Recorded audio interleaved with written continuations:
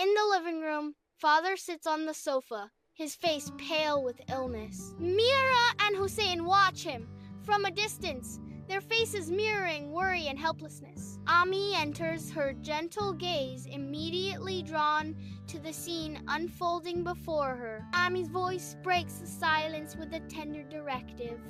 Baba ko aram ki zarurat hai. Father remains seated on the sofa, his feverish eyes reflecting a mix of fatigue and gratitude. In the quiet of the room, Mirha and Hussein steal into the space, their small footsteps barely audible. With pure hearts, they raise their hands in prayer, their eyes squeezed shut in heartfelt concentration. Hussein pleads with the Almighty, Allah, please make Baba well soon. Echoing her brother's devotion, Mirha vows, we will also read the Quran for him. In the hushed sanctuary of their shared hope, their voices unite in a tender promise of faith and healing. In the gentle stillness of the living room, father sits, his vitality restored, embodying a portrait of serene strength. Mirha and Hussein's voices blend in a harmonious recitation,